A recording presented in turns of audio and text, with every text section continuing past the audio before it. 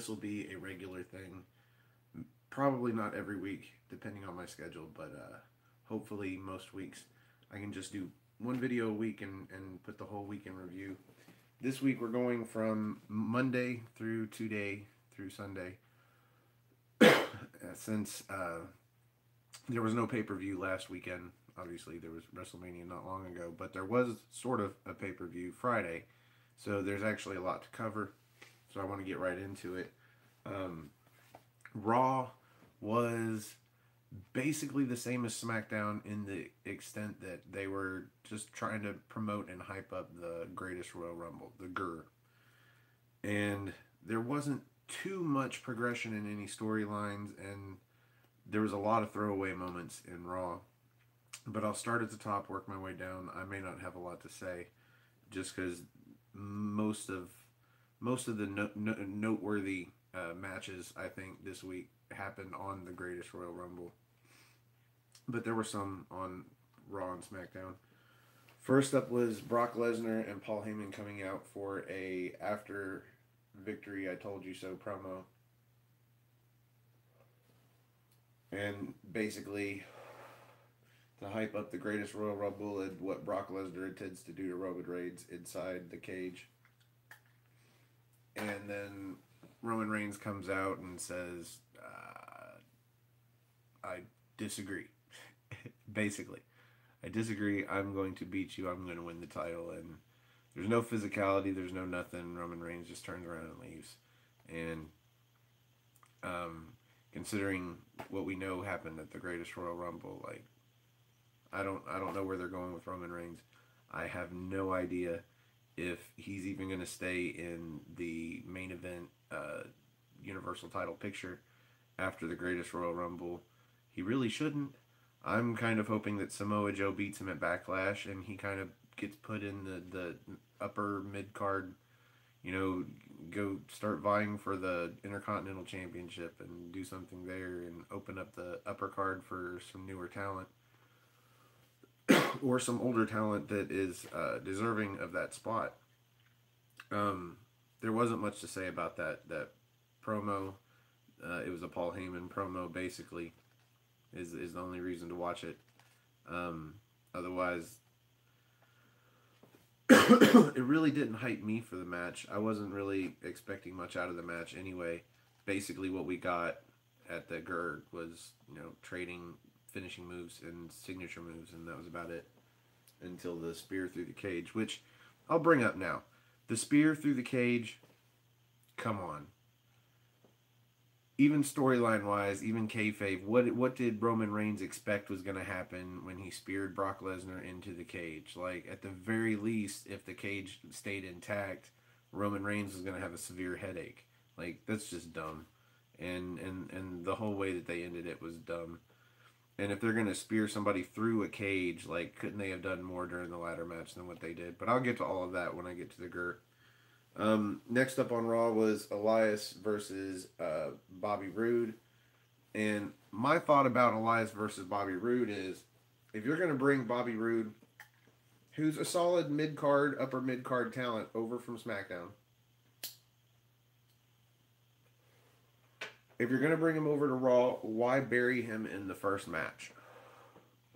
Unless you're just saying that we're going to take the entire mid-card of SmackDown away from SmackDown and put it up against the Raw mid-card and just show you that our mid-card's better. Like, that seems to me that's the only reason they brought all these talents over to Raw, because they're not really giving them any momentum coming out of the gate of this superstar shakeup. But Elias defeats Bobby Roode. And I'm not saying Elias should have lost, but it shouldn't have been a match between Elias and Bobby Roode. They both need, some enhancement talent to work with to get a win, even if it's an easy win, but a win nonetheless, instead of putting them both in a match where one of them has to lose. And in this case, Bobby Roode, he lost and he shouldn't have lost. Neither one of them should have lost, but that shouldn't have happened anyway. And then we had Matt Hardy and Bray Wyatt in the back doing a promo, which I like what they're trying to do with these characters, meshing them together. I am not liking the outcome, per se, quite so much. They're not really changing or evolving either character to mesh with the other one. They're kind of just throwing the two characters together and trying to edit their way through it, I guess. And especially with the theme music, it's just not working. Like somebody needs to change. And considering Matt Hardy's the one that won the Ultimate Deletion match, I think Bray Wyatt needs a look change. His music either needs to change for both of them, or he just needs to have Matt Hardy's entrance music. Even though I think Bray Wyatt's entrance music is better, if he's a face now, it makes more sense for him to lose that music as much as everybody loves it. That's just my thoughts. And then they had a match with the Ascension, which was essentially a squash match. And again, people that were brought to Raw from SmackDown during the shakeup getting buried as soon as they get to Raw. It doesn't make sense to me. I feel like all of the talent that has gotten shaken up needs to be given some sort of rejuvenating push, some sort of something to help them be a valuable get instead of just, well, we traded for the sake of trading. I do appreciate the combination finisher with the tag team finisher that the Deletion of Worlds is attempting. The execution, though, to me is for some reason it just doesn't look right. I don't think the wheelbarrow position is best for Bray to hold up the opponent. I don't see it being safe going any higher, but it doesn't look right. Like they need to find some other way for Bray to hold up for a twist of fate, or figure out some way to incorporate Matt Hardy into a Sister Abigail, one or the other. And if they're going to keep the Sister Abigail, they need to change the name. I don't mean just call it Sister Abigail's Kiss. If Sister Abigail has been deleted from Bray Wyatt when he went into the Lake of Reincarnation, then they need to get rid of the term Sister Abigail completely from his repertoire. From anything he says or anything he does. He is past Sister Abigail. And hopefully we can leave that in the past for as long as possible to keep his character actually evolving past that. As great as that was for the first couple of years, it got old real quick, and he has needed this face turn for so long that I am a little bit fearful that WWE is going to fuck it up at this point. But maybe we'll get maybe we'll just get him to do it better. Maybe it's taking him time to work out the kinks in combining the theme songs, and work out the kinks in combining the characters. Hopefully they will continue to try to combine them better. Anyway, that's my thoughts on them. Next up was the Sammy and Kevin show, which I thought is the best addition to Raw to come from SmackDown. Even though they didn't have this show over there, this show was great. Raw lost the Miz's show and the Miz to SmackDown, but they gained Kevin and Sammy, and these two are perfect for a quote-unquote talk show in the ring. Sammy was great. He has continued to just surprise me a little bit in his portrayal of the Sami Zayn heel. And I'm actually very entertained by him and Kevin Owens, and it's hard for me to be that entertained by a lot of what they present on Raw. So I'm willing to say this is probably the best part of Raw. So if you go watch any YouTube clips from WWE, this would be the moment from Raw to watch, where they interview Kurt Angle. And there was a great funny moment where I think Sami Zayn insists that Kurt Angle has 5 kids, and Kevin Owens is insisting that he's got 6. And they look through the notes that Sami Zayn has on Kurt Angle. It's just a very funny spot to find the spot where Kevin says, "Yes, you missed Jason Jordan. Remember Jason Jordan?" Yeah, that got some heat from the crowd. All in all, a great spot. It to true heel fashion against the babyface general manager Kurt Angle. they got a tag match at the end of the show with Bobby Lashley and Braun Strowman. And we all know how that match is going to go if it goes clean. So I'll get to that. But next up was the Miztourage, or former Miztourage, in the back. That would be Bray Wyatt's brother. And I'll get to some interaction between Bray Wyatt and his brother, actual real life brother, on Twitter, if I remember to, hopefully later. But we had Bo Dallas, that's Bray Wyatt's brother. It slips my mind his actual name. Anyway. And we've got him and we've got Curtis Axel attempting to form the Shield with Seth Rollins, Shield 2.0 or 3.0. And of course Rollins is not going for it. And then so later on in the show I'll go ahead and review it now because there's not much to review. They try to do the same thing with Finn Balor and make a new Balor Club. Obviously they feel like they need somebody mentoring them the way supposedly The Miz was, instead of just going off on their own or becoming just a tag team together without a third party. I'm curious to see if they do find a third party. And I'll just leave it at that for now. And that was backstage. And then in the ring, we've got Dolph Ziggler, and Drew McIntyre, who I am very hopeful as a tag team. I think the combination is good. They could be a really good super tag team. I don't know if they'll be used to their full potential that way, or if this is just setting up an eventual split between the two of them, so that basically Drew McIntyre can get a little bit of the rub from Dolph Ziggler, or maybe the other way around, as strong as Drew McIntyre looks and sounds on the mic.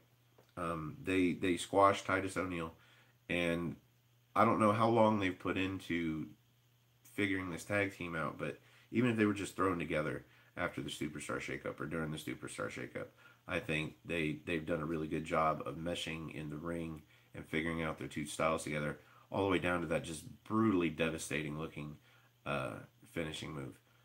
The zigzag or whatever he calls it, Ziggler calls his finishing move, is just so much better looking with the Claymore behind it. It looks like it's taking somebody's head off and then crushing it at the same time. It's just really, really good. I really appreciate that. But I don't know if I see them going too far with this tag team. It just, because the only place they really need to go if they are going to stay an actual tag team for a while is to the tag team championships. And I really would see them easily being better than the Leader of Worlds and just dominating the tag team division and basically being the new bar and just bearing the rest of the Raw tag team division for over the next year. I could see that happening. It's just really good together, and I think that Drew McIntyre is going to be really good once they're separated. Especially based off of the promo, it was just great. Dolph Ziggler did a great promo. McIntyre did a great promo. I think what was great about Dolph's promo here is that his promos, as good as he is on the mic, he's always doing the same promos on the mic. He's trying to sell you on him in the ring, when him in the ring by itself should sell you on him in the ring. Seems like Dolph Ziggler's whole persona, whole career-long gimmick is trying to sell the audience on how good he is, even though he's doing that while he's in the ring and while he's on the mic. So, I don't know. To give him something else to focus on other than just reminding the crowd of how good he is and saying that he's going to continue to prove it, it was really nice. Now he can say that we are now the show. I like that, the show. They're not going to steal the show; they are the show. It was a great dual promo between the two of them. Then we had Chad Gable in the back with Kurt Angle, basically saying that he's hoping that Kurt Angle isn't going to stick him back with Jason Jordan when he comes back from injury, just to make that tag team again. And Angle's like, no, I brought you over here as a singles competitor, which to me is both good and bad. It's good because he is a good singles competitor, but it's bad because I would love to see American Alpha on Raw as a tag team going for the championships. I think that's where they both look their best so far since they've been on the main roster, and it would be great to see them go back and especially for the Raw Tag Team division, as good as it looks like it's getting after the Superstar shakeup and all of these pairings off, i.e., Matt Hardy and Bray Wyatt and Dolph Ziggler and Drew McIntyre and such. And especially if there's a new direction for the quote-unquote Miztourage or whatever they become, the Raw Tag Team division could actually start looking pretty good compared to the last several months. And yeah, anyway, I think that American Alpha would fit right in with a really heavily stacked tag team division. But anyway, Jinder comes out and confronts basically Chad Gable and says, "Oh yes, I remember you. You're that little kid from WrestleMania that teamed with Braun Strowman. You've just gotten bigger." And then he calls him, I think, I can't remember. He just makes fun of him for being small. And Angle makes a match between the two of them like anybody didn't see that coming as soon as they were verbally facing off back there. Of course, Angle's going to say, "We settle this," bam, in the ring. So that match happened, and despite Jinder Mahal attacking Gable before the match, Gable fought back, and I believe he countered the Colossus into a roll-up and pinned Jinder Mahal, who is another great example of why are you going to bring a guy over, give him a possible fresh start just to bury him right off the bat. And that's probably going to be a continued theme on Raw, just taking all these SmackDown superstars and saying, "Oh yeah, they're so great, well look how they stack up to all these Raw superstars." I don't know if that's going to be a good thing or a bad thing. That leads to a bunch of SmackDown superstars getting together and forming a super stable to say that, hey, you brought us from the land of opportunity over to the land of getting buried. And that would be kind of cool, I guess, if they did it right. But then we had the Riot Squad doing a backstage promo. And to be honest, when I actually watched it, I didn't pay too much attention to it. It sounded pretty good, I guess. Even though I couldn't really tell. I wasn't looking at the screen, so I couldn't tell who was talking about what until Sarah Logan mentioned being from where I'm from, Kentucky, and being a hunter and a trapper or whatever. And then, oh yeah, I knew who that was. Anyway, and then we had Samoa Joe do a promo. I believe it was handheld camera selfie style. Only this time they didn't have the little graphics on the screen, the word graphics, which is great. I'm hoping that goes away slowly but surely and never comes back, because it's just it's unnecessary and it's stupid, and you're already supposed to suspend a little disbelief in all of this to pretend that it's real, and to have things that they say that should not be getting put on the screen because they're supposed to be just going off the top of their head, not scripted, and they're on the screen. It doesn't make too much sense. So I hope that goes away. But Samoa Joe didn't get that treatment. Thank goodness that they didn't give that to Samoa Joe, because he's being so good on promo right now that it would be a little bit of a disrespect, I think, to put the words on the screen for him.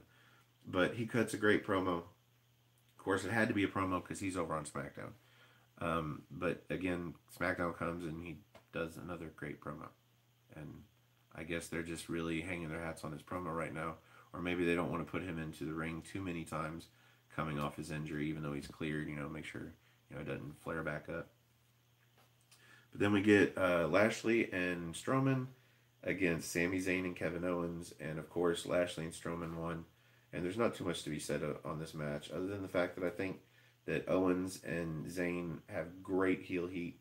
And I think Braun Strowman is the next big thing. I think Braun Strowman has got the best babyface heat, despite the fact that he is the atypically cheered by the Smarks crowd-friendly babyface right now, where, he'll tag team with a child. He'll do the comedy gimmicks and still be cheered. So I think WWE needs to, at some point, strap the rock to this guy and let him go, instead of just, holding him at the bottom of the upper mid-card, just waiting. They need to put the Universal title on him, and they need to let him hold it for a year and a half, or whatever it takes to beat CM Punk's record, instead of letting Brock Lesnar do that, which it seems like they're doing, which is something I wanted to mention. I think as long as Brock Lesnar's had it now, The fact that he's gotten through Roman Reigns 2 times in 2 matches that Roman Reigns was supposed to win. They might as well leave the title on Brock Lesnar until he beats CM Punk's modern day record for days held. 400 and some odd days. I don't remember the exact number off the top of my head, but you've already got it to like 380. So you might as well let him be. They did it with I believe it was Nikki Bella and AJ Lee's record for the women's title. They might as well, since they've had it on Brock Lesnar this long, they might as well just let him do it and get that out of the way. Because you know they're going to want to do it at some point. Just get it out of the way, put it on Brock, and then take the title off of him and put it on somebody, I guess, other than Roman Reigns. So I think that should be Braun Strowman. He did lose once already to Brock Lesnar, but that was as a heel, sort of. Even though most of us were still cheering him anyway. He's now babyface, top babyface Braun Strowman. I believe this Braun Strowman can defeat Brock Lesnar, especially if Brock Lesnar is a heel. With all this work that they've tried putting into making Brock Lesnar a heel that people will boo, just they won't do it when he's in the ring with Reigns because they want to boo Reigns even more. I believe if he was in the ring with Braun Strowman again now, Brock Lesnar would probably get booed out of the building in favor of Braun Strowman. So that's just my thoughts. The whole thing that I got out of the match was Braun Strowman is so good. They just need to let him be good, let him be champ, let him be at the top of the company, and I think they'll be just fine with this guy. For a big guy that's actually pretty good in the ring for a big guy, and then a big guy that you're like, well, he's all about the look. Well, then he gets on the mic or he does these comedy vignettes and you're like, this guy's actually got a little bit of roundedness to him and he's over. Organically over, or maybe it was their whole scheme to get him like this from the beginning, but whatever it is, he's over. And they need to embrace that finally. Anyway, up next we had No Way Jose come out with the conga line, which suspiciously is missing a bunny or somebody in a bunny outfit. I don't know where that oh wait, that was Adam Rose. Yeah, somebody's not too creative. Every what, half a decade you need to have somebody come out with a conga line of people, and it just so happens it's No Way Jose's turn. Well, anyway, who is it? Baron Corbin comes out. And he's supposed to have a match with No Way Jose. And I was like, well, this is a little odd. You bring up No Way Jose to get buried by Baron Corbin, or Baron Corbin's going to be yet another SmackDown talent that got drafted over to Raw just to be buried by the guy that just debuted on Raw, but is still better than a seasoned SmackDown veteran. But they didn't go that route. They didn't get him in the ring. They had Baron Corbin come out and say that he knows better than to get in a ring with a guy that surrounds the ring with a bunch of his posse. And he's not going to go in there just to get jumped by a bunch of dudes from the conga line.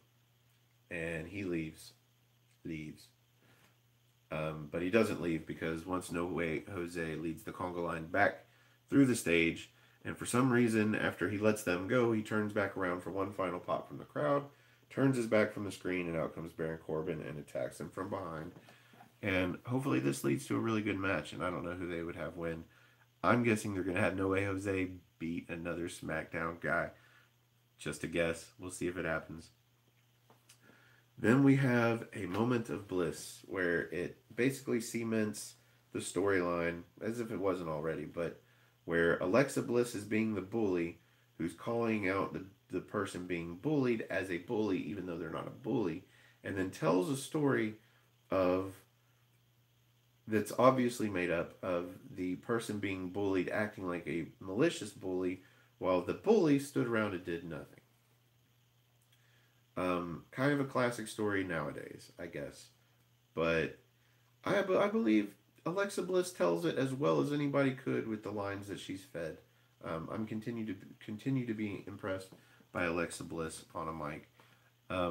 I'm not too impressed by the storyline they're giving her though. It's just it's a little off-putting, I guess. I don't know.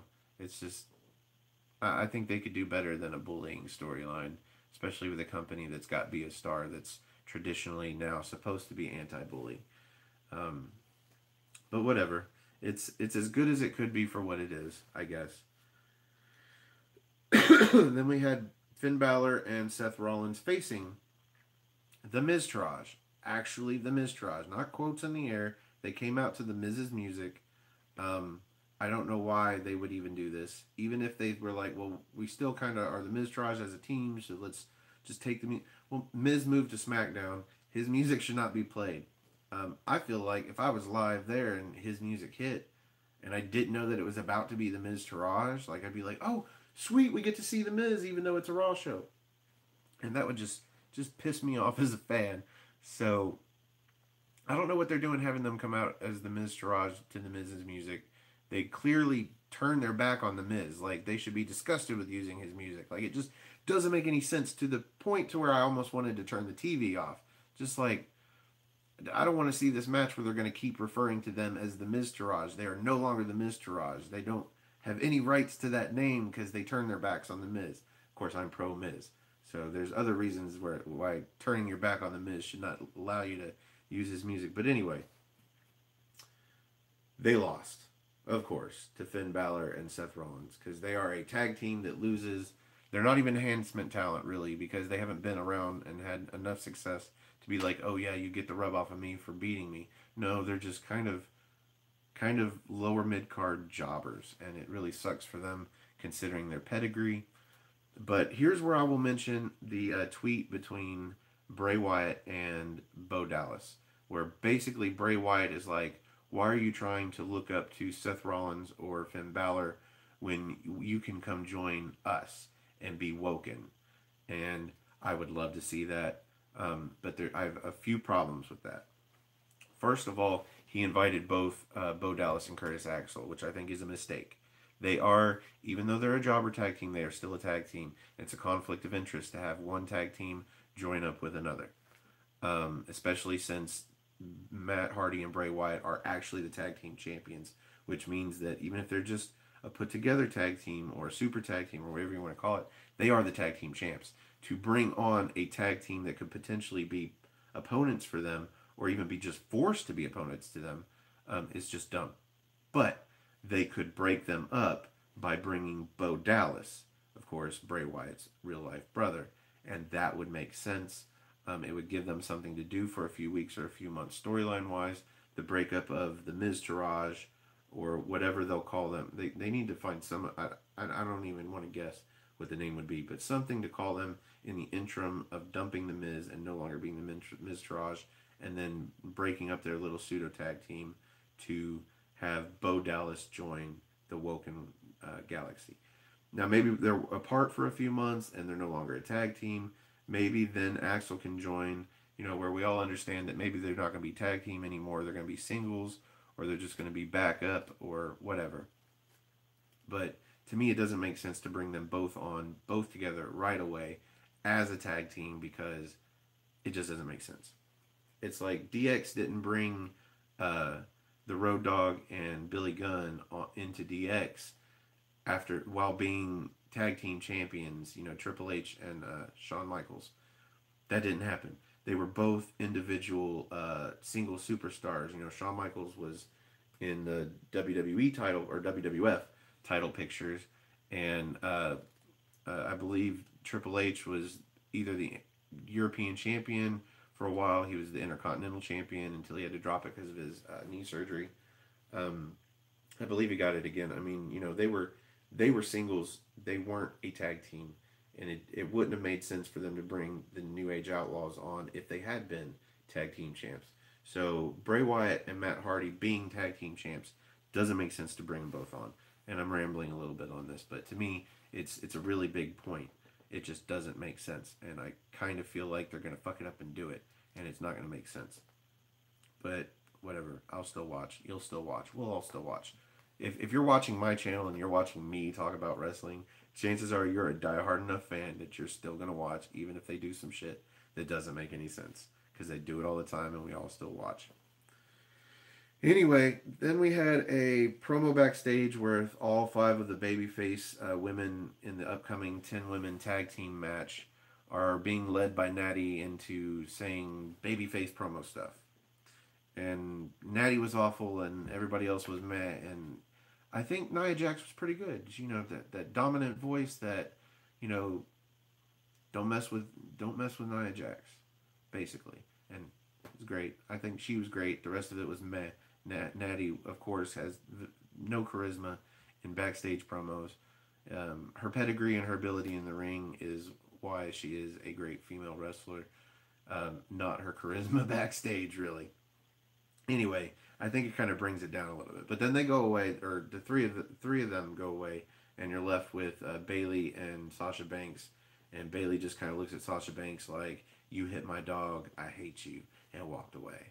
And it was okay. Kind of furthers a storyline that I kind of wish had moved to SmackDown.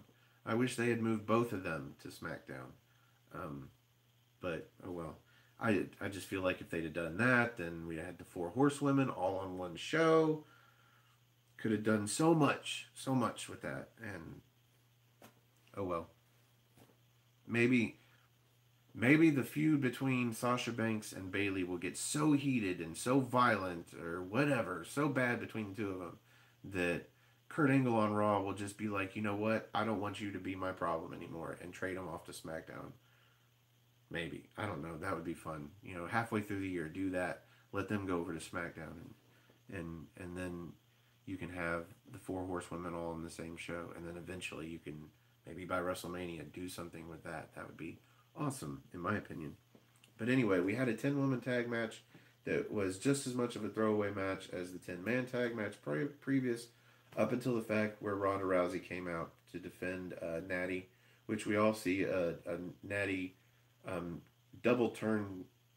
I don't even know how to put this, because she was a heel, then a face, then a heel, then a face, then a heel on SmackDown, I believe, in the course of a year. I believe she had, 4 turns, and she ended as a heel, but then as soon as she's drafted to Raw, she's a baby face because she's quote-unquote friends, used to train with Ronda Rousey, but we can all see the heel turn coming, which isn't a surprise and isn't a reason to put it into a storyline at all, considering she was just a heel anyway.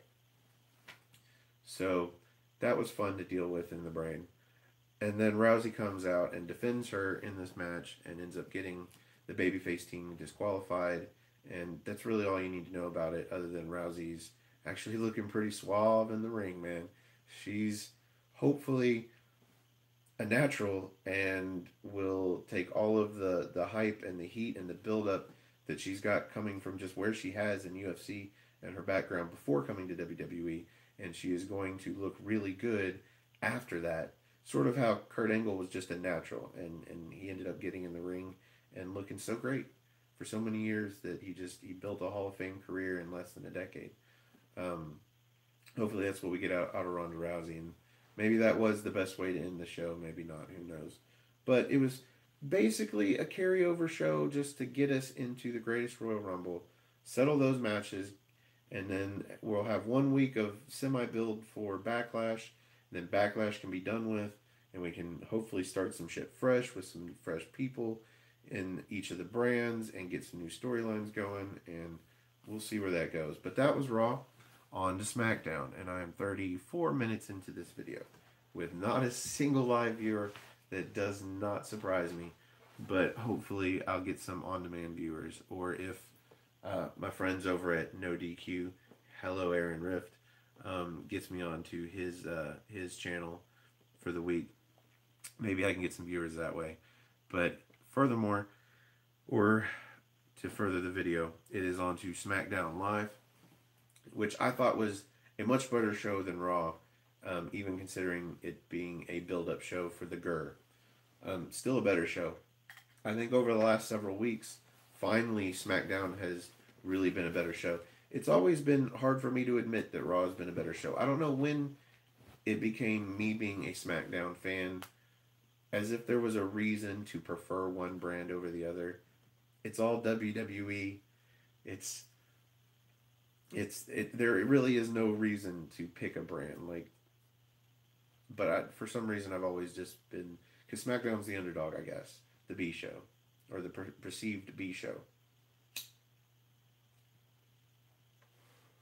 So anyway, it's been nice for SmackDown to actually legitimately be better than Raw for several weeks in a row. But it did not hurt at all that they started off SmackDown strong with who else but The Miz on the mic. That's right, Miz TV is now on SmackDown. So we get The Miz, and basically he says that his guest tonight, which I believe they announced prior, they probably announced it on Raw, if not before then. We knew it was supposed to be Daniel Bryan. And so The Miz is out there saying he's a changed man because he's a father now. And basically he's trying to play up being sort of a sarcastic, douchebaggy face, I guess. One that it would not surprise us if he went right back to his heelish ways. But somehow I feel like they're going to ride this level of tension where he's saying that he's trying to be a better person because he's a dad now, but he still seems to have those heelish tendencies or those heelish ways about how he says things and what he does. I think they should really ride that out as long as they can. Hopefully not as long as they've ridden out some of the things that annoy us. But I think it's working. Ride that out for a while until it's just water under the bridge and we all assume that it really was Big Cass that took out Bryan on SmackDown. And instead, it turns out it was The Miz did it before he came out for the Miz TV segment. But anyway, that's getting ahead. He calls out Bryan to basically say, look, if you still want to punch me in the face, then just let's get it over with. Come out here and punch me in the face. Which is actually, if you think about his character and you think back, I think 3, 4, 5 years ago, where he was coming off of doing probably his first or second of the Marine movies, where he's basically dodging getting punched in the face, does this a lot. The Moneymaker. That's his Moneymaker. So for him to call out Daniel Bryan and say, go ahead, punch me in the face, actually seems like him, trying to take a new leaf. But we'll see how long this lasts. Instead of Daniel Bryan coming out, though, we have Big Cass. And it was at this point I kind of figured, yeah, Big Cass probably took out Bryan at the back, because why wouldn't Bryan have come out? He knew he was scheduled. Obviously, he agreed to this, days beforehand. Why wouldn't he come out? Other than the fact that we saw, Big Cass attack him during the match at the end of the show last week. So, yeah, makes sense. Big Cass took him out, and then he took his spot on the show.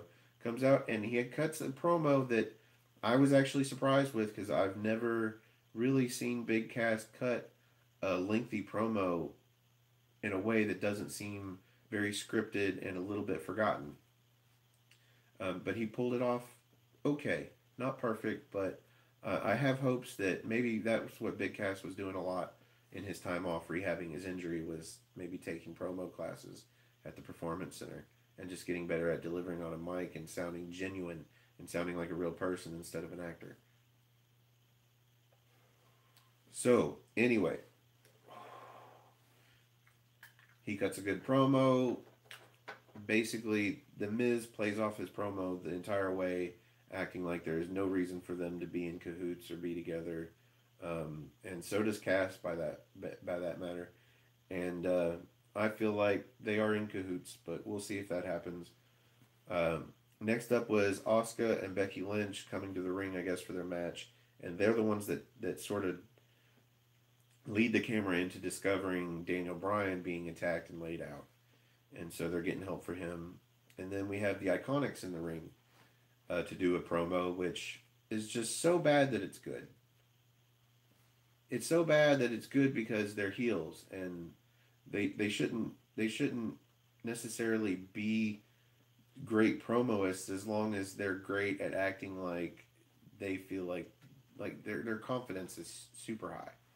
They're cutting horrible jokes or horrible impressions, but they think they're great. And to me, that's great heel.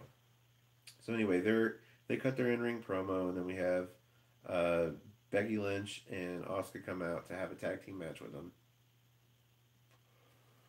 And we actually have Asuka lose 2 matches in a row. Granted, this was a tag team match, but Becky Lynch gets rolled up off of, I believe, one of the Iconics slams her head into the pole on the outside and then pulls her through the ropes and rolls her up and then uses the ropes for leverage where the ref didn't see and scores a pinfall on Becky Lynch. And Asuka loses vicariously since she's her tag team partner. So this is a little weird that they're not trying to build Asuka a little bit of momentum, that because just having her streak broken at WrestleMania was a huge loss of momentum, at least in my opinion. So I think they should have won that match, but it shouldn't have been against the Iconics. It should have been against enhancement talent, jobbers, the lowest of the low tier, the local heroes. That should have been who they beat. Either team, whoever they needed to put in that match. Either Asuka and Becky Lynch defeat jobbers, or the Iconics defeat jobbers. It probably would have made more sense for the Iconics. But anyway, then we have Renee Young outside of Shane McMahon's office. Even though Shane McMahon wasn't there, we just saw his name on the ball or on the door. AJ comes out as if he just had a interview with Shane McMahon or a meeting, and basically he says he is happy tonight because he's going to get Shinsuke Nakamura in the ring in a 6-man tag. Shinsuke's got Rusev Day as his partners, and we will see the two sweetness of AJ Styles' partners. And of course, when he said it was going to be too sweet, we knew it was going to be Anderson and Gallows. And there for a second, I was like, oh, I wonder who his partners are going to be. Of course, it's going to be Anderson and Gallows. You forget that they got drafted over from Raw. But anyway, then we have a video vignette for Andrade Cien Almas. I guess he's going to be one of those that gets called up, but gets advertised for a while and actually builds them up a little bit for the people that don't watch NXT, so that they know who he is when he finally does debut and get in the ring. Which maybe will be after Backlash. I think at this point it certainly needs to be after Backlash. He doesn't need to show up and take up some TV time that they need to be building for the feuds at Backlash on the next SmackDown. It needs to be another, vignette. Or maybe he shows up backstage and cuts a promo that he's going to debut in the ring the Tuesday after Backlash.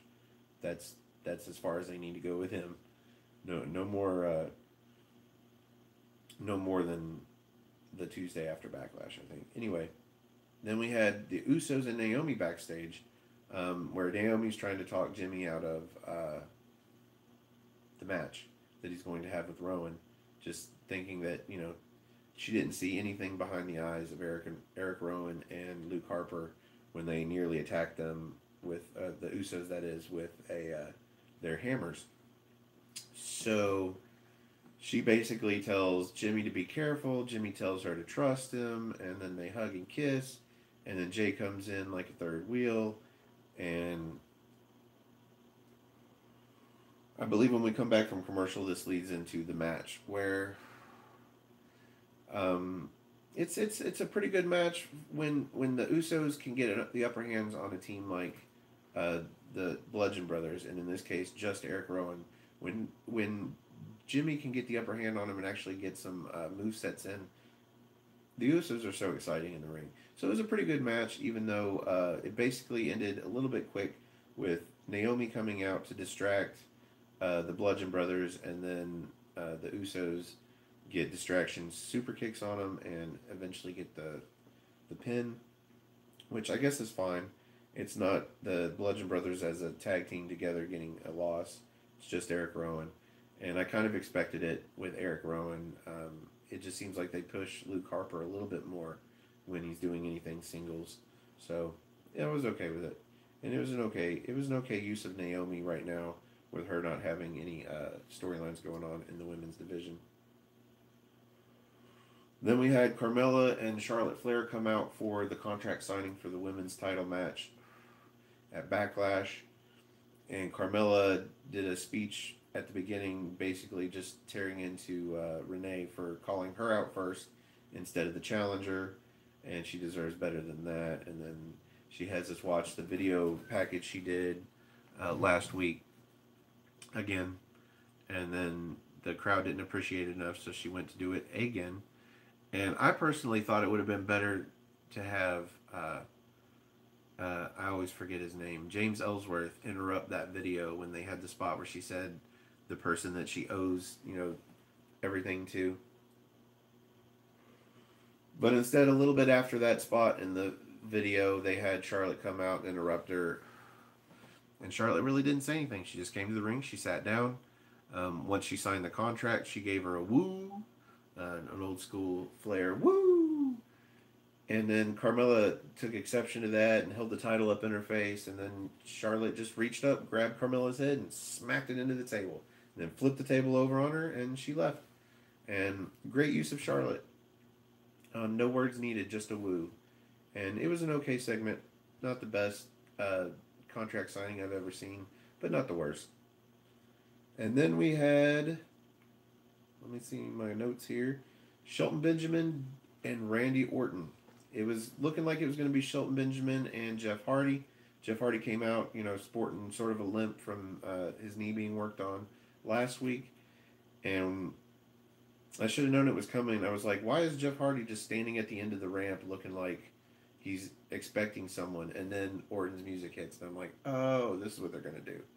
And Orton comes out and doesn't look at Jeff Hardy at all, but stands there for a moment just in front of him and lets him know, hey, I'm not even looking at you. I don't even care. Goes to the ring. And Jeff Hardy actually stays, and he watches the match from ringside, which comes into play because Samil Singh comes out with a lucha mask on and attacks. I was just talking about his name. He attacks Jeff Hardy while he's standing at ringside, where it looked like Orton was about to throw. Who is he? He was about to throw Shelton Benjamin into Jeff Hardy. So Jeff stands up. Well, Samil comes out and he attacks Jeff. But as he's trying to run away, security blocks him in, so he gets in the ring. Randy Orton is distracted, hits an RKO on him, turns around into the pay dirt, I believe, is what Benjamin calls it. And Benjamin picks up the win, which essentially puts him into the U.S. title picture, which I like. It's a good use of Shelton Benjamin right now. Maybe you can even build him up to an upper card feud soon. Maybe not to actually get a title, but to feud for one. It would be nice to see.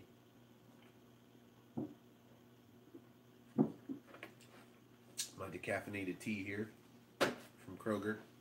Get that at Kroger. It's great. And I don't do caffeine, so it's great to have tea that I don't have to make at home. And let me just put it that way. Next, we had the New Day backstage with their new old, I guess it's been around a while, but now they're finally promoing it, the New Day book. I might get it someday. I don't know. It might be worth a read. Maybe I'll just walk into Barnes & Noble and read the first couple of pages and decide that it's better spent elsewhere. But anyway, they're back there with their pancakes and their gimmick and their whatever and their oldness that is getting so old.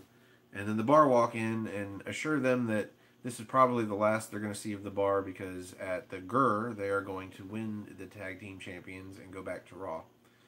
I don't think any of us saw that as a possibility even. We just all figured Matt Hardy and Bray Wyatt were going to win the Tag Team Championships, and they did.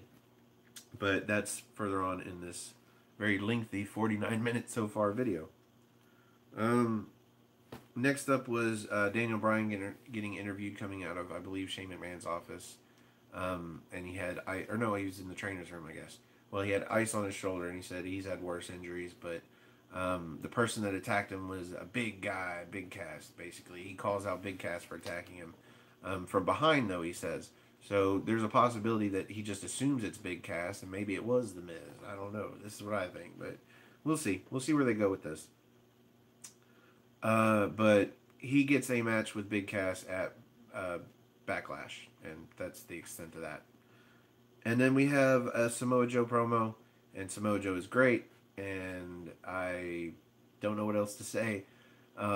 Unless he has a match and there's stuff for me to talk about there. Other than that, he's great on the mic, and I really hope Samoa Joe gets a nice top heel push on SmackDown.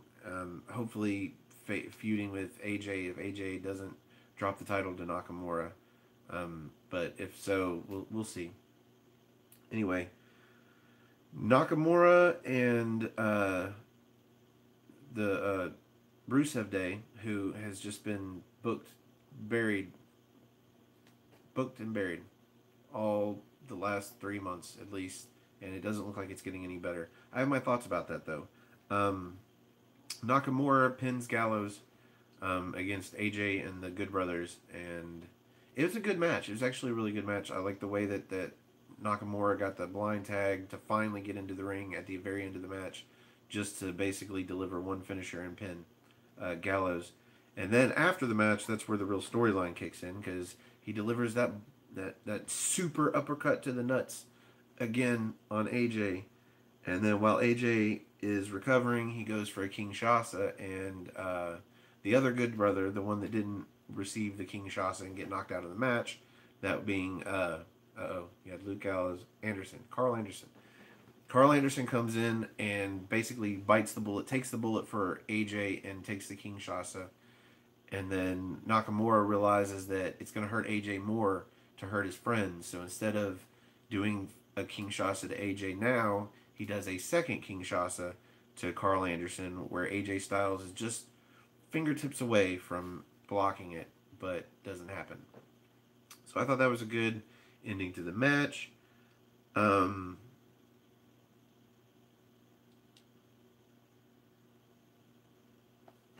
What more to say? It was a good SmackDown. It was a really good SmackDown. I was really entertained. I guess I had some notes here between the Greatest Royal Rumble, but I wanted to get into the Greatest Royal Rumble, but maybe not match by match. I'll probably end up doing it by memory, match by match. But I just wanted to talk about, before I go match by match, about the controversy of it being in a country that does not allow women to wrestle, yet it's a company, the WWE that is very pro women's revolution right now. As far as I can tell, that this is a 10-year deal between WWE and the Kingdom of Saudi Arabia to potentially do a show per year for 10 years straight. If by the end of this 10-year span, I believe they said Saudi Arabia itself has got a goal of certain things progressing over the next 12 years into 2030. It's called like the 2030 plan or something like that. If by the end of this 10-year deal, the women in the WWE are allowed to wrestle at the show that they have yearly in Saudi Arabia, then I think this will have been well worth it. If that is not the plan going in, to be able to do that at the end of this 10 year, or even 5 or 6 or 7 years before the end of it, at some point in the next 10 years, to be able to do that so that they are helping to progress the women's movement in Saudi Arabia, then this is a really terrible idea. But that's one of those things we're going to have to wait 10 years to find out. So hopefully this is one of those things where they're trying to be at the forefront of a progressive movement somewhere else in the world. And if the way to get in the door is to have 1 or 2 or a half a dozen shows that are just men performing before you can finally have the women's superstars in the ring in Saudi Arabia, then I don't know. We'll see. But they started the Greatest Royal Rumble, with a ridiculous fireworks show. In fact, there was so much pyro here that I think it was a better pyro show than Mania had, really. There was a lot of aspects about the production of this show that were slightly better than Mania, and that's pretty good. So, call it a glorified house show all you want to. Still had great production. It was still a pay-per-view. Probably, as far as production-wise, the second biggest pay-per-view of the year. Easily. Because they're not going to give this much production to any other show. All the other pay-per-views this year, including probably SummerSlam, Survivor Series, are still going to have the Raw set. It's not going to have a set made specifically for that show like Mania does every year. This show had a set specifically made for the Greatest Royal Rumble. Even the Royal Rumble itself gets the Raw set. So this show was a big deal. Even if the matches weren't really presented like they were a big deal, at least the matches other than the title matches, just for example, the start of the show was John Cena and Triple H that had no build-up, no nothing. It was just, he's great and he's great. We're going to put him in the ring, and hopefully you're excited about the fact that they might have a great match. And it was a good match. It was kind of a throwback match to older style of wrestling, which I saw a lot of conservative wrestling in the entirety of the year. I believe this was just a taste, just a real big taste of conservative wrestling right at the beginning of the show to maybe set certain people's minds at ease about what kind of show it's going to be. It's not going to be too flamboyant or too risque or anything like that. It's going to be a real conservative show. And I think that's what they tried to show at the beginning. And I would say John Cena and Triple H, especially Triple H, are two great guys to have put on that conservative throwback old style match. That being said, it was still just a good match. It wasn't, I think those two, like if those two had a match at WrestleMania with a proper build storyline wise, would have been a way better match, especially if it's Triple H. Triple H will allow himself to have a way better match at WrestleMania, even if it was the first of a 5 series of matches. Anyway, it was a good match.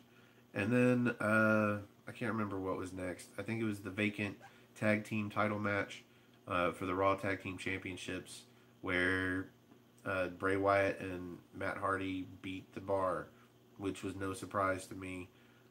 Why put together Bray Wyatt and Matt Hardy like this and build them up in the Tag Team Eliminator just to have them lose to a team that's on SmackDown? That it wouldn't be very good to have them come back to Raw, because Raw got so many tag teams. You'd have to send another tag team back to SmackDown just to balance it out, and it doesn't make any sense for the Bar to win. So we all knew that the Deleter of Worlds was going to win.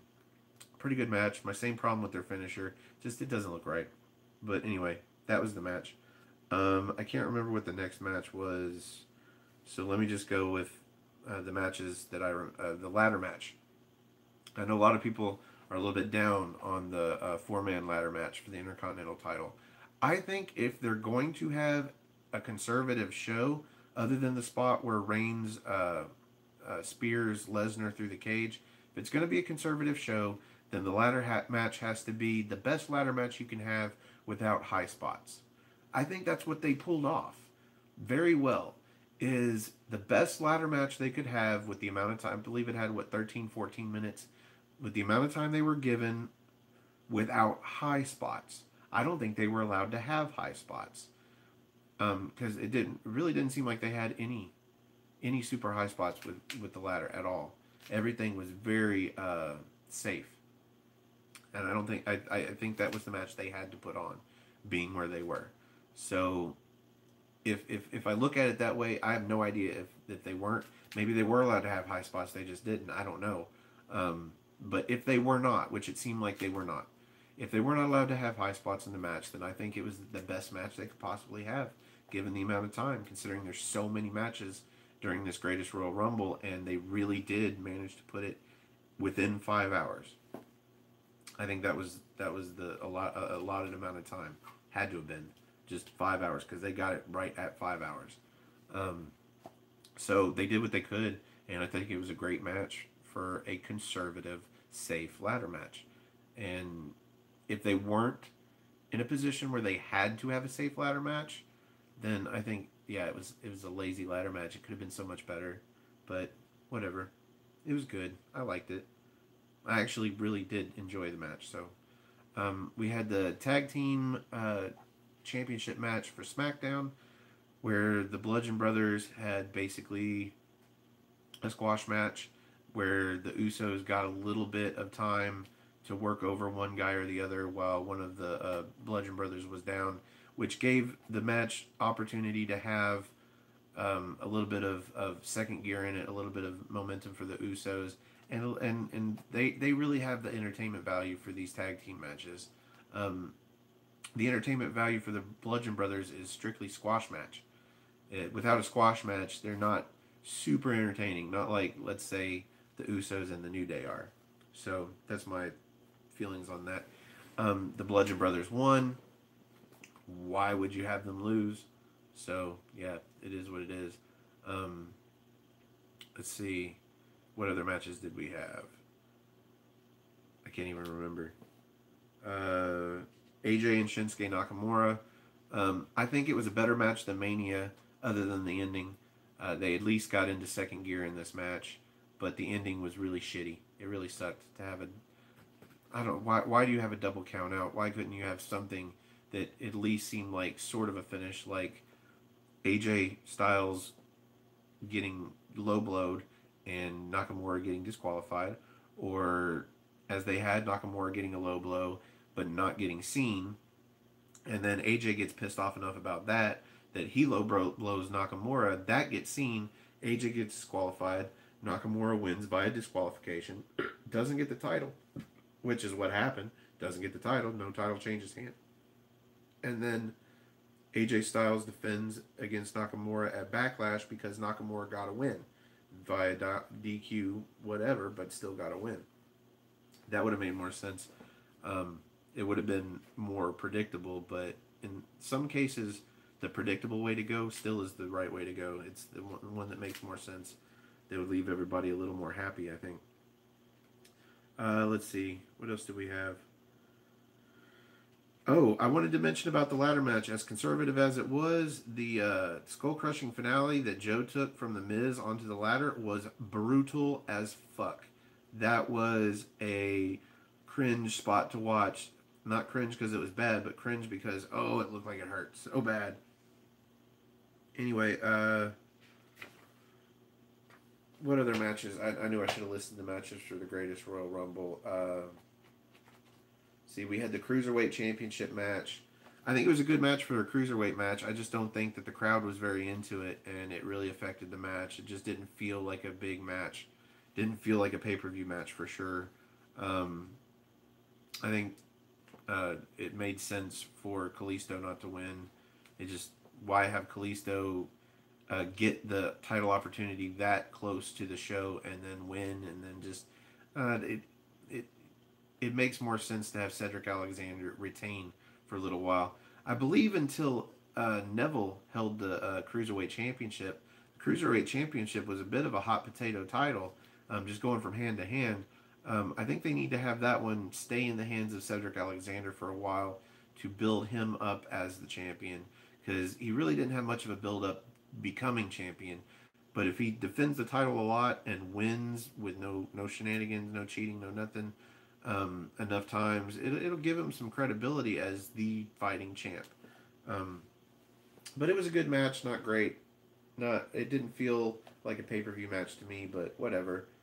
Let's see, we had the United States Championship match between Jeff Hardy defending against Jinder Mahal. This match was so forgettable to me, other than the amazing botch that we had in it, that during the 50-man Royal Rumble match, I was waiting for Jinder to come out towards the end, because I'm like, oh yeah, Jinder Mahal hasn't joined the match. But then I remembered, oh yeah, he was in a match earlier. Psh, how could I forget that? Well, it was kind of a forgettable match. If anybody thought that Jeff Hardy was going to lose that title, you're crazy. Like, it just doesn't make sense. They're burying Jinder Mahal right now. I don't know why, but it's just his turn to get buried, kind of like Rusev. Maybe they're testing him. I don't know. It's kind of what I feel like they're doing with Rusev, and I'll get into that next with the casket match. But I think Jeff Hardy looked great, as he always does, and retained the title, and there's not much to say about that match other than the botch. The botch was just great. Either Jeff Hardy didn't jump for the Whisper in the Wind in the right direction, or Jinder Mahal was severely out of place. But either way, Jeff Hardy didn't hit Jinder at all, and Jinder still fell to the ground. And I think Corey Matthews does the best possible job he can explaining away these botches during this show. He said, well, maybe he hit the mat hard enough that it kind of shook the legs out from under Jinder Mahal. I'm like, oh, just say that Jinder Mahal was going for an elbow drop and missed, because that's what it looked like. But whatever. It was a pretty funny botch, but not the funniest botch of the show. We had The Undertaker with a longer promo than he had a match, it seems. Not promo, a longer entrance than he had a match, it seems. Great Undertaker entrance, all the lightning and the lights and the smoke and the darkness, and it was great. But the match itself was, being somebody that got to watch a lot of really great Undertaker matches, I'm just disappointed in the WrestleMania match, and I'm disappointed in this match. And there's no reason to be disappointed because the Undertaker is getting up there in years, and I shouldn't expect a great match out of the Undertaker. I just expect that if the Undertaker can't put on a match that actually is entertaining, other than it being a squash against somebody, and in this case, you can't say that Rusev was buried too much by having a pseudo squash match with the Undertaker, because the John Cena had a squash match with the Undertaker. It's just, the Undertaker is better than a squash match. The Undertaker, if he can't put on a match that is entertaining like he used to, then maybe just be retired, man. Just, the legacy you leave behind is way bigger than a 5-minute match with John Cena, or a 8 or 9 minute match with Rusev, where you bury both Rusev and Aiden English in a casket together. And it doesn't make sense because it should have been 2-on-1, because there's no rules on a casket match. There's no rules. Aiden English should have been in the ring the whole time trying to help Rusev. If they're heels, and they're portraying them as heels, so, despite the crowd wanting to cheer for Rusev, they're still feeding them lines that insults the crowd, so whatever. But I wasn't a fan of that match. It should have just been chokeslam on Rusev, put him in the casket, close the lid. Don't do one chokeslam on Rusev and have him knocked out so long that you can do both a chokeslam and a tombstone onto Aiden English just so you can put him in the casket too. You should have done the chokeslam on Rusev and then had Aiden English interfere, and then do the chokeslam and the tombstone on Aiden English, put him in the casket, Rusev get back up from the original chokeslam, then do one more chokeslam, put him in the casket, close the casket. Otherwise, it makes Rusev look so weak, and it did. It made Rusev look super, super weak, and I was not a fan of that. I can't remember any of the other matches for the GER. I'm sure there was at least 1 or 2 more non-title matches, but I can't forget the greatest Royal Rumble, the 50-man Royal Rumble. I'd actually had to watch this starting about 11:30 at night when I got off of work and got home. So I was already 11 hours behind on everything. And by the time I had watched it, I had seen some pictures on social media, on Facebook, and I try to scroll past so I don't get spoilers, because the John Cena and Triple H match was spoiled for me. So I tried to look out. But I did see a picture of Daniel Bryan being interviewed. And so when he started the match at number 1, and I knew it was going to be, the GER, the greatest Royal Rumble, I was like, oh no, did I spoil this for myself? Like, Daniel Bryan's going to start at number 1 and he's going to win this sumbitch.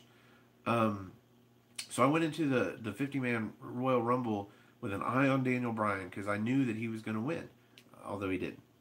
But he broke a record, and that's the big story coming out of the greatest Royal Rumble. It was Daniel Bryan's performance was just awesome. Elias had a good performance. There was a lot of people in there that, even though they didn't stay in long, they still had a good performance. And then Braun Strowman wins, and that makes sense, because Braun Strowman really is the next top guy, the next big name, the next big guy. He needs to be the next guy that they strap the rocket to. And he won, and he's going to get a championship belt that was designed specifically for this event. And he's going to get a big, heavy trophy that probably only he or the Big Show could carry, or Mark Henry, for the event. And then that's it. I'm hoping that they follow up on Monday Night Raw, or maybe after Backlash on that Monday Night Raw. I hope they follow up this, and for winning the GER, for winning the greatest Royal Rumble, they decide that they're going to give Brock Lesnar a shot at the Universal title. I'm hoping they do that. They might not. They probably won't. It seems like if they were going to go that route, they would have announced that beforehand. It would have given people more reason to watch and to be invested in the match. but that's what I'm hoping they do. I've got some notes on other things. For instance, the Titus botch. Funniest, best part of the Greatest Royal Rumble. I did, however, feel like a lot of people overlooked the fact of two things. One, in the situation that they were in, Titus's head came about this close to hitting whatever hard part holds together that part of the apron. He was very lucky to go into the soft apron and under the ring as opposed to hitting his head on that thing. And second, if they had gone full out and had the LED boards around the ring instead of the soft apron curtain, he would have had a really bad time. He would have had a bad time if he'd have tripped and went head first. Could you imagine if he'd have gone head first into that light board? Either that thing would have given away a lot and he would have done a lot of damage, and it would have been even hilariouser, if that's not a word, but it is right now. It would have been hilariouser. Way more hilarious. Or he would have gotten really hurt and it wouldn't have been so funny. So I just wanted to throw that out there. As funny as it was, he was extremely lucky to land the way he did, because he could have really, really gotten hurt. He had a lot of momentum going into that ring apron curtain.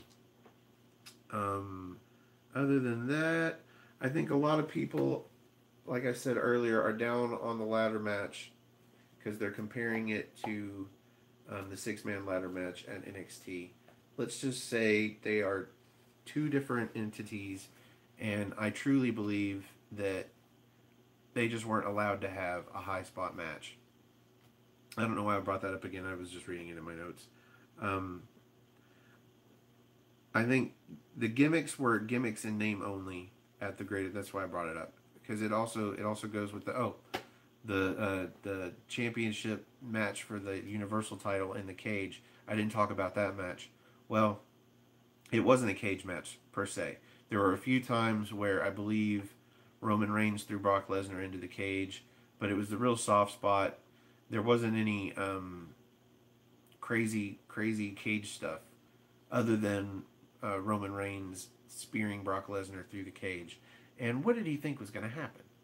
I mean, you run the risk of spearing him out of the cage. Like, does he not watch his WWE network? Has he not seen where Paul White comes to WWF as the Big Show and throws Stone Cold into the cage, but then Stone Cold falls out because the cage breaks and he wins the match? Yeah. Not a fan of the ending. Not a fan of the ending of either of the championship matches on this show. The controversy should have been no controversy. They shouldn't have even brought it up. They should have just said, yeah, Brock Lesnar's back hit first, and that's it. He exited the ring first. Period. They shouldn't have even brought up the controversy. They should, if it was going to be controversy, don't even bring it up. If you're not going to use the now, if they're going to use the controversy come Monday or come the Monday after Backlash to say, hey, Roman Reigns should get another shot, then fine. But if you're not going to use the controversy, don't even bring it up. That's my thoughts on that. And I did want to mention with all these botches, it feels like WWE is breaking kayfabe a little bit in over replaying these botches, especially, the one where Bobby Lashley almost drove a Big Cass,